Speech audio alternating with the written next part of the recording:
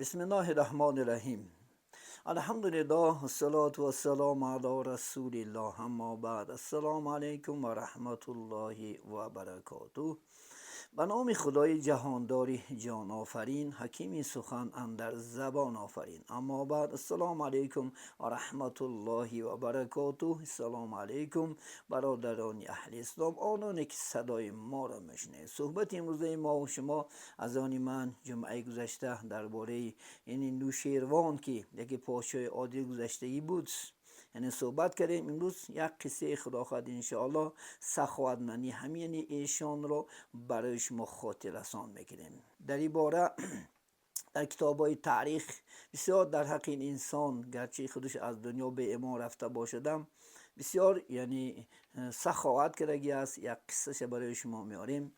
نوشیروان میگه یک روز میگه با سپاه خود میگه به شکار میرفتن و میگه در راه یک موی سفیدی دیدن، کهنسال، از سنی 80 و 90 ساله کهنسال بود. میگه در یعنی لبی جویبار یک درخت چارمخ، یعنی بغض میگنش، چارمخ شنانده استادگی بود.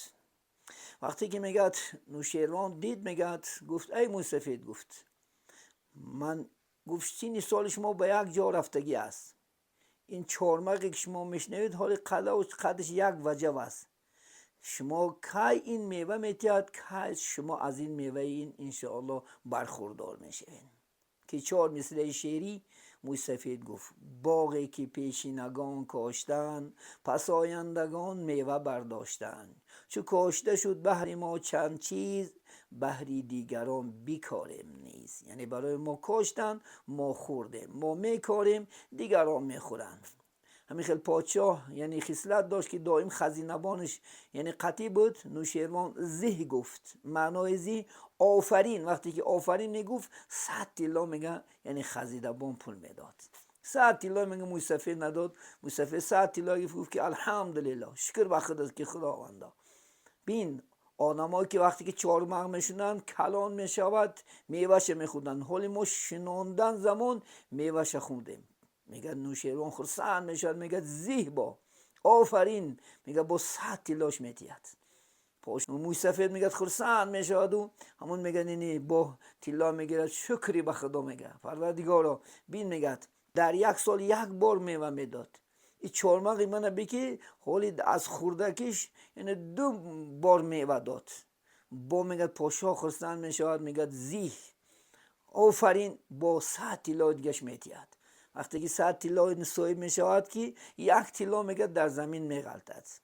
همون طلا را یعنی میگیرد و یعنی حالا موی سفید یعنی تازه هم میکند بر دست رومالشو، با در میگه در چونتکش میموند. وزیر میگه که میگه خزینه‌بان میگه که این میگه دی موی سفید چشم گشنه بی 300 طلا صاحب شد، 1 طلا با در زمین غلطید. همین هم گرفت و با در کیسش چونتکش انداخت.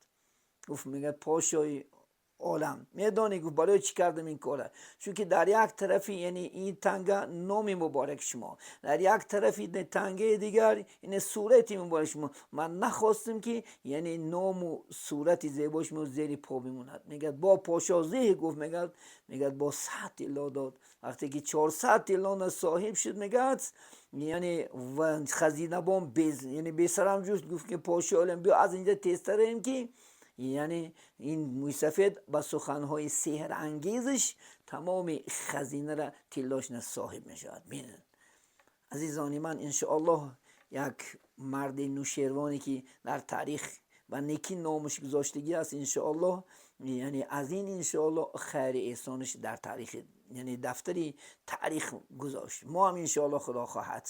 شاعر میگد به یک قول به یک احسان 700، عوض بخشد خدا از فضل به حد. خدایت اقریض الله گفت ای خان، چرا بر حق نبخشی خیر و احسان. البته ما و شما هم از آن من، اگر مادامی که ما و شما هم خیر احسان کننده میشیم، آهسته آهسته در قلب مردم، آهسته آهسته در تمام انشاءالله دفتری تاریخ، نام ما شما انشاءالله جاوید میماند. چون که الله سبحانه و تعالی البته از خیا سخاوتمند کنندگان را انشاءالله دوست میدارد. در اینجا صحبت به پایان میرسانیم.